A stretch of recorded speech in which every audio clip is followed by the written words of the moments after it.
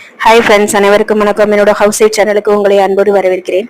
இன்னைக்கு ஒரு tiffin box recipe தேங்காய் பால் சாதம் எப்படி பண்ணுறதுன்னு பார்ப்போம். அதுக்கு பட்டை, கிராம்பு, ஏலக்காய், நட்சத்திர சோம்பு, பெருஞ்சீரகம், ஒரு 5-6 ட்ரை கிரேப்ஸு, கொஞ்சம் முந்திரி பருப்பு, பிரிஞ்சி இலை, இது அவ்வளவு எடுத்து வச்சுருக்கேன்.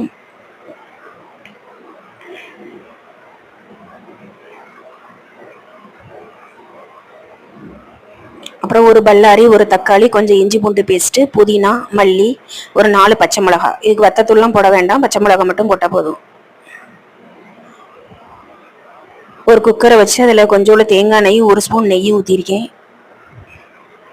அதை போட்டு சிம்மில் வச்சு அதை போடுங்க, இல்லைன்னா அது கருகிரும். அப்புறம் இஞ்சி பூண்டு பேஸ்ட்டை போட்டு கொஞ்சம் வதக்கணும். அப்புறம் ஒரு பல்லாரியை போட்டு கொஞ்சம் வதக்குங்க. பல்லாரி நல்லா வதங்கினோடனே அந்த தக்காளியை போட்டு வதக்கணும். எல்லாம் கொஞ்சம் வதங்கணும். கொஞ்சம் சிம்மில் வச்சு கொஞ்சம் நல்லா வதக்கிக்கோங்க.